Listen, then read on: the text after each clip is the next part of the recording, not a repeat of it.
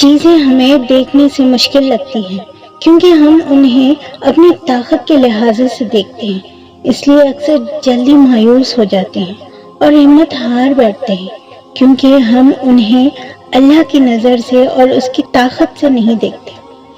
ہم جلد باز ہیں، اس لیے فوراً شروعات سے ہی اختتام کا نتیجہ نکال لیتے ہیں، حالانکہ اللہ تو اختتام کے بعد بھی کہانی بدل سکتا ہے، اور اللہ تو دو جہانوں کا مالک ہے اور جب چاہے کہانی کے رخ کو کسی بھی چیز کو موڑ سکتا ہے۔ بس یہی تو یقین ہوتا ہے، اور یقین تو یقین رکھنا ہوتا ہے۔ جب کچھ بھی ہماری مرضی کے مطابق نہ ہو، کیونکہ وہ پھر بھی اللہ کی مرضی کے مطابق ہو رہا ہوتا ہے اور ہمیں ہماری مرضی کی طرف لے جا رہا ہوتا ہے،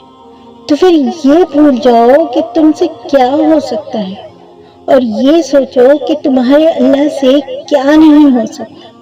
تم اپنی طاقت کو دیکھ کر نہیں مانگو، بلکہ تم اپنی اللہ کی طاقت کو دیکھ کر مانگو اور یہ یقین رکھ کر مانگو کہ اس کا ایک کن کائنات کی ہر رکاوٹ پر بھاری ہے،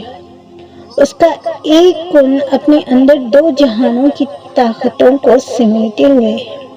اور اس کے لیے کچھ بھی ناممکن نہیں، کچھ بھی نہیں۔ اللہ کا ایک کن سے کیا نہیں ہو سکتا، اس لیے اللہ سے مانگو، یقین رکھو۔